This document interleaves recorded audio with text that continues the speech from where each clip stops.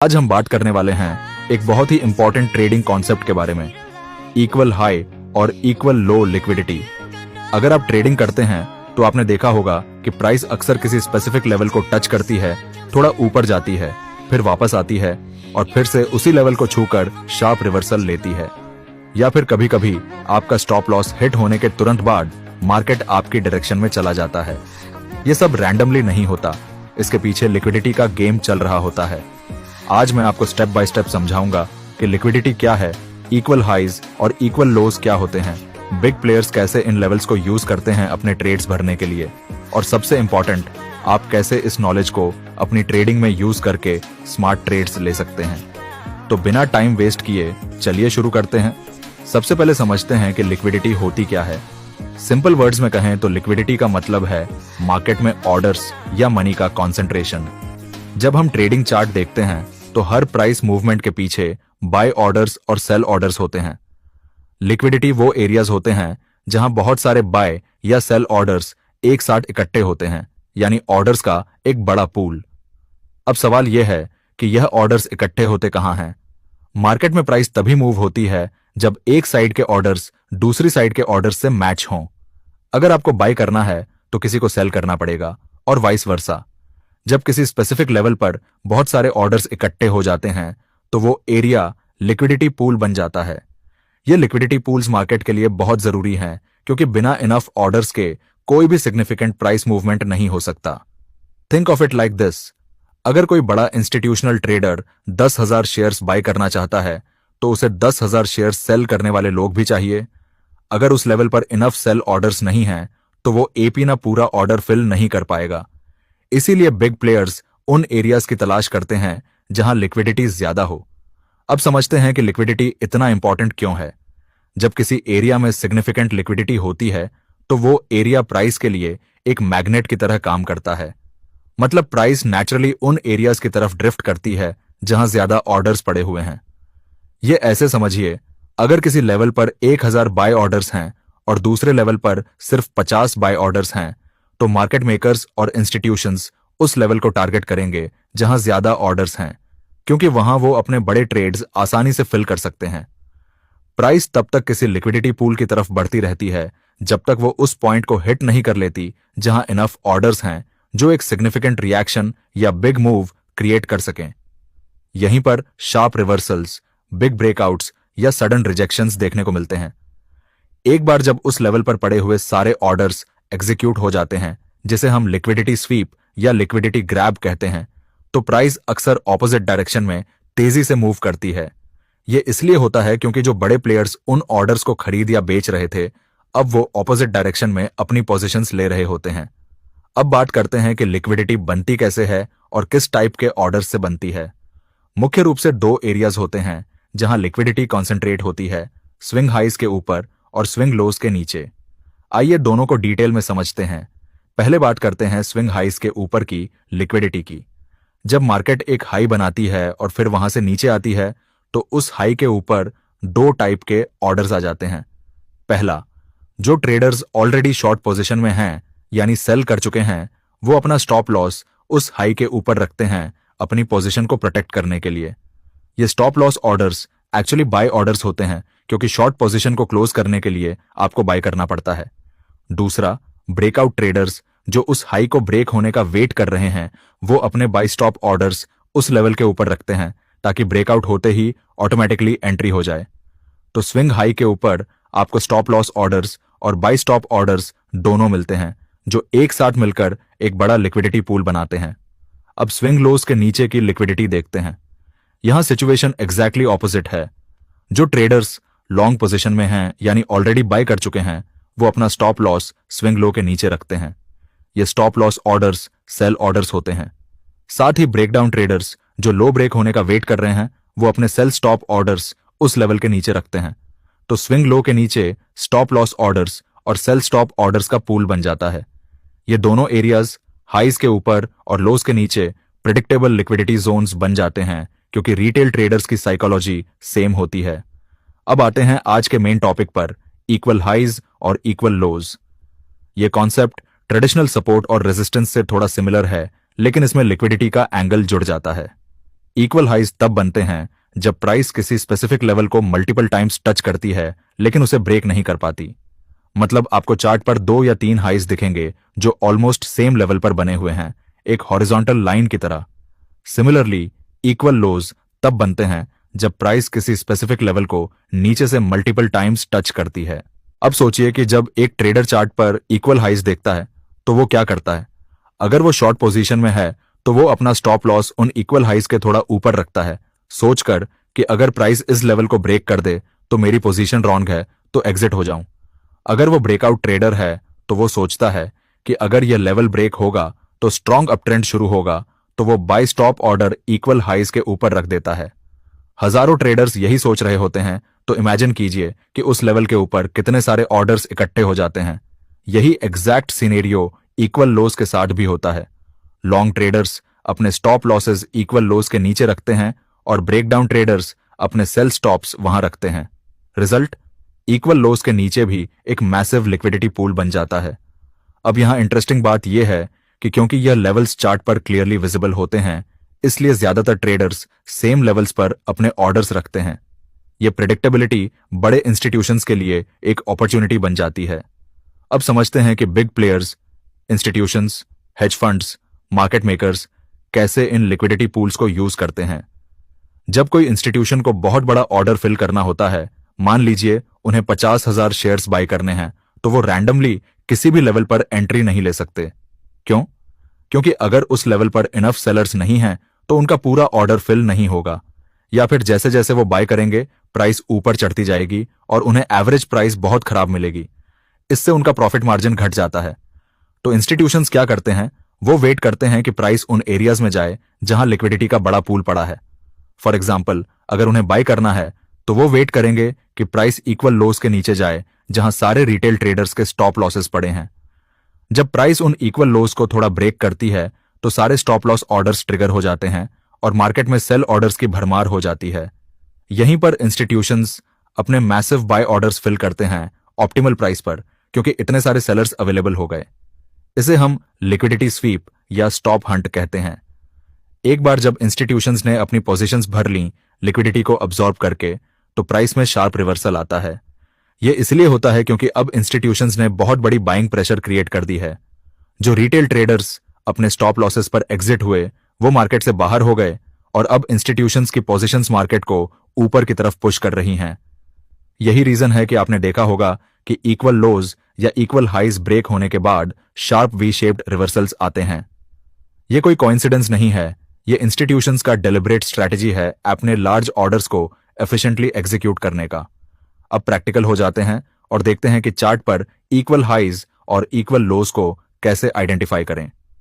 सबसे पहली बात, आपको हायर टाइम फ्रेम्स पर देखना चाहिए, जैसे 1 आवर, 4 आवर या डेली चार्ट। यहां पर जो लेवल्स बनते हैं वो ज्यादा सिग्निफिकेंट होते हैं क्योंकि ज्यादा ट्रेडर्स इन लेवल्स को देख रहे होते हैं और यहां ऑर्डर्स रख रहे होते हैं। इक्वल हाइज आइडेंटिफाई करने के लिए आप चार्ट पर वो एरियाज ढूंढिए जहां प्राइस ने 2 या 3 बार एक ही लेवल को टच किया हो ऊपर से। परफेक्टली सेम लेवल होना जरूरी नहीं है, 5 से 10 पॉइंट्स का डिफरेंस भी एक्सेप्टेबल है। इंपॉर्टेंट यह है कि विजुअली वो एक हॉरिजॉन्टल रेजिस्टेंस की तरह दिखे। एक हॉरिजॉन्टल लाइन ड्रॉ कीजिए उन हाइज को कनेक्ट करते हुए। अब आप देखेंगे कि प्राइस बार बार उस लेवल पर जाकर रिजेक्ट हो रही है। यह लेवल इक्वल हाई है और इसके ऊपर लिक्विडिटी पड़ी हुई है। इक्वल लोज के लिए सेम प्रोसेस, वो लेवल्स ढूंढिए जहां प्राइस ने मल्टीपल टाइम्स नीचे से एक ही लेवल को टच किया हो। एक हॉरिजॉन्टल लाइन ड्रॉ करिए उन लोज को कनेक्ट करते हुए। यह लेवल इक्वल लो है। अब एक बार जब आपने यह लेवल्स आइडेंटिफाई कर लिए तो आपको पता है कि इन लेवल्स के ऊपर इक्वल हाइज के केस में या नीचे इक्वल लोज के केस में लिक्विडिटी का पूल पड़ा है। यह लेवल्स मार्केट के लिए मैग्नेट्स बन जाते हैं। आप देखेंगे कि प्राइस बार बार इन लेवल्स की तरफ आकर्षित होती है और इवेंचुअली इन्हें स्वीप करके शार्प मूव लेती है। अब सबसे इंपॉर्टेंट पार्ट, आप इस नॉलेज को अपनी ट्रेडिंग में कैसे यूज करें। पहली और सबसे जरूरी बात जो आपको समझनी है वो ये है, आपको लिक्विडिटी नहीं बनना है बल्कि लिक्विडिटी को यूज करना है। क्या मतलब है इसका? मतलब यह कि आपको उन रिटेल ट्रेडर्स की कैटेगरी में नहीं आना है जो अपने स्टॉप लॉसेस प्रिडिक्टेबल लेवल्स पर रखते हैं और इंस्टीट्यूशंस के लिए लिक्विडिटी प्रोवाइड करते हैं। सबसे कॉमन मिस्टेक जो ट्रेडर्स करते हैं वो ये है कि वो इक्वल हाइज के नीचे बाय करते हैं या इक्वल लोस के ऊपर सेल करते हैं और अपना स्टॉप लॉस उन लेवल्स के दूसरी तरफ रखते हैं। फॉर एग्जाम्पल, अगर इक्वल हाइज बने हैं तो रिटेल ट्रेडर सोचेगा कि ये रेजिस्टेंस है तो मैं यहां से सेल करूंगा और स्टॉप लॉस इक्वल हाइज के ऊपर रखूंगा। Sounds logical, right? लेकिन प्रॉब्लम यह है कि इंस्टीट्यूशंस एग्जैक्टली यही एक्सपेक्ट कर रहे हैं। वो जानते हैं कि इक्वल हाइज के ऊपर हजारों स्टॉप लॉसेस पड़े हैं तो वो प्राइस को वहां पुश करेंगे, सारे स्टॉप लॉसेस ट्रिगर करवाएंगे, अपनी पोजीशंस फिल करेंगे और फिर प्राइस को नीचे ले आएंगे। तो फिर क्या करना चाहिए? स्ट्रैटेजी ये है कि आपको वेट करना चाहिए इक्वल हाइज या इक्वल लोस के स्वीप होने का। मतलब जब प्राइस इक्वल हाइज को ब्रेक करके थोड़ा ऊपर जाए लिक्विडिटी को ग्रैब करने के लिए और फिर तुरंत वापस नीचे आए, तब आप सेल पोजीशन ले सकते हैं। सिमिलरली, जब प्राइस इक्वल लोस को ब्रेक करके थोड़ा नीचे जाए, सारे स्टॉप लॉसेस ट्रिगर हो जाएं और फिर शार्प रिवर्सल आए, तब आप बाय कर सकते हैं। इस तरह आप इंस्टीट्यूशंस के साथ ट्रेड कर रहे हैं, अगेंस्ट नहीं। आप वो लिक्विडिटी नहीं हैं जिसे ग्रैब किया जा रहा है, बल्कि आप वो ट्रेडर हैं जो इंस्टीट्यूशंस की स्ट्रैटेजी को समझकर उनके साथ चल रहा है। चलिए कुछ प्रैक्टिकल सिनारियोज देखते हैं।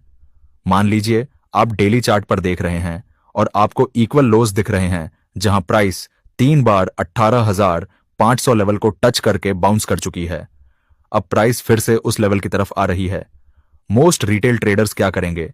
वो 18,500 के पास बाय करेंगे, सोचकर कि यह स्ट्रॉन्ग सपोर्ट है, और अपना स्टॉप लॉस 18,450 पर रखेंगे, यानी इक्वल लोस के नीचे। लेकिन अब आप लिक्विडिटी का कंसेप्ट जानते हैं तो आप समझते हैं कि 18,500 के नीचे मैसिव बाय स्टॉप लॉसेस का पूल पड़ा है। तो आप क्या करेंगे? आप वेट करेंगे। प्राइस 18,500 को ब्रेक करती है, 18,480 तक जाती है, सारे स्टॉप लॉसेस ट्रिगर हो जाते हैं और तभी आप देखते हैं एक स्ट्रॉन्ग बुलिश रिजेक्शन कैंडल, एक लॉन्ग विक के साथ, जो नीचे की लिक्विडिटी को ग्रैब करके तुरंत ऊपर आ गई। यहां पर आप बाय एंट्री ले सकते हैं क्योंकि अब इंस्टीट्यूशंस ने अपनी पोजीशंस फिल कर ली हैं और प्राइस को ऊपर पुश करना शुरू कर दिया है। आपका स्टॉप लॉस 18,450 के नीचे रहेगा और टारगेट अगले रेजिस्टेंस या इक्वल हाइज तक। दूसरा एग्जांपल इक्वल हाइज का। मान लीजिए 19,200 लेवल पर इक्वल हाइज बने हैं। प्राइस 2 बार वहां जाकर रिजेक्ट हुई है। प्राइस तीसरी बार 19,200 की तरफ आ रही है। रिटेल ट्रेडर्स यहां सेल करेंगे और स्टॉप लॉस 19,250 पर रखेंगे। लेकिन आप वेट करते हैं। प्राइस 19,200 को ब्रेक करती है, 19,230 तक जाती है, सारे स्टॉप लॉसेस हंट हो जाते हैं और फिर एक स्ट्रॉन्ग बेरिश रिजेक्शन कैंडल बनती है। यहां पर आप सेल एंट्री ले सकते हैं विद स्टॉप लॉस 19,250 के ऊपर और टारगेट अगले इक्वल लोज या सपोर्ट लेवल तक। कुछ एडवांस टिप्स जो आपकी ट्रेडिंग को और बेटर बना सकती हैं। पहली बात, सभी इक्वल हाइज या इक्वल लोज इक्वली इंपॉर्टेंट नहीं होते। आपको उन लेवल्स को प्रायोरिटी देनी चाहिए जो हायर टाइम फ्रेम्स पर बने हों। डेली चार्ट पर बने इक्वल हाइज 15 मिनट चार्ट के इक्वल हाइज से ज्यादा सिग्निफिकेंट होंगे क्योंकि ज्यादा ट्रेडर्स उन लेवल्स को ट्रैक कर रहे होंगे। दूसरी इंपॉर्टेंट बात, ट्रेंड के साथ ट्रेड करें।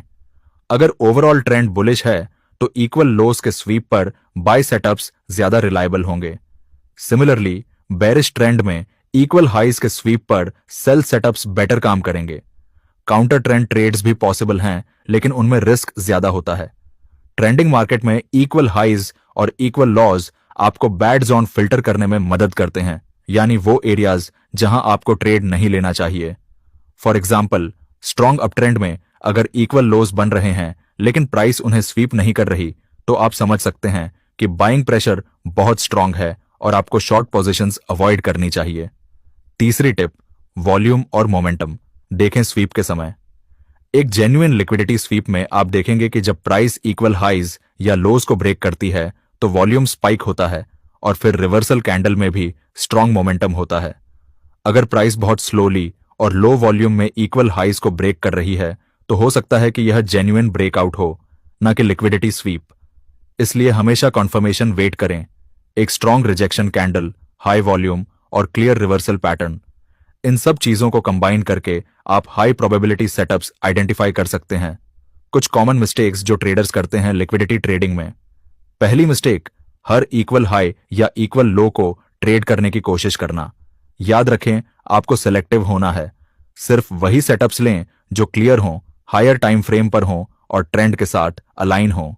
दूसरी मिस्टेक, स्वीप होते ही इमीडिएटली एंट्री ले लेना। हमेशा कॉन्फर्मेशन वेट करें, एक स्ट्रॉन्ग रिवर्सल कैंडल या फिर छोटे टाइम फ्रेम पर शिफ्ट ऑफ स्ट्रक्चर। तीसरी मिस्टेक, स्टॉप लॉस को बहुत टाइट रखना। लिक्विडिटी स्वीप में प्राइस थोड़ा ज्यादा भी जा सकती है एक्सपेक्टेड लेवल से, तो अपने स्टॉप लॉस को रीजनेबल डिस्टेंस पर रखें। चौथी बड़ी मिस्टेक, रिस्क मैनेजमेंट इग्नोर करना।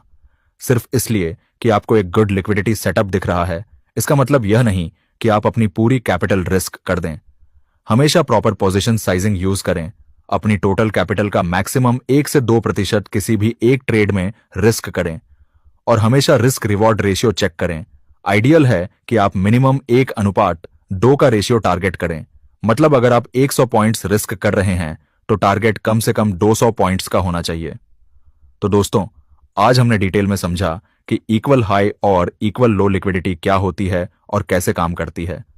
हमने सीखा कि लिक्विडिटी वो एरियाज हैं जहां बहुत सारे ऑर्डर्स कॉन्सेंट्रेटेड होते हैं, स्पेसिफिकली स्विंग हाइज के ऊपर और स्विंग लोज के नीचे।